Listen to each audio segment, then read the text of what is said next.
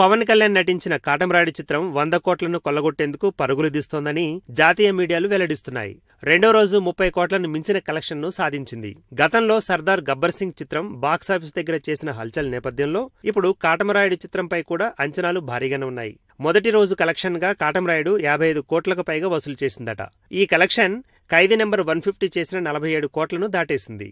శనివారం నాడు సుమారు 95% సినిమా థియేటర్లను కాటమరాయుడు ఆక్రమించేసిందట. ఇక రెండో రోజు వరకు ఈ సినిమా 30 కోట్లను మించి రాబట్టిందని వార్తలు వచ్చేశాయి. ఇదే ఊపుతో రాబోయే రోజుల్లో 100 కోట్ల షేర్ను సొంతం చేసుకునేందుకు దూకుడుగా ఉందని తెలుస్తోంది. ఇప్పటికే ఈ సినిమా శాటిలైట్ డిస్ట్రిబ్యూటింగ్ రైట్స్ విషయంలో 100 కోట్లను సంపాదించేసింది. 1500 స్క్రీన్స్ పై విడుదలై అమెరికాలో 4.4 కోట్లను మొదటి రోజే కొల్లగొట్టిన సంగతి తెలిసిందే. ఇక రానున్న రోజుల్లో కాటమరాయుడు చిత్రం 100 కోట్ల షేర్ను ఖచ్చితంగా రాబడుతుందని అభిమానులు, సినీ వర్గాలు అభిప్రాయం వ్యక్తం చేస్తున్నారు. ఈ వీడియో గనుక మీకు నచ్చినట్టయితే లైక్ చేయండి, షేర్ చేయండి, సబ్స్క్రైబ్ చేసుకోండి.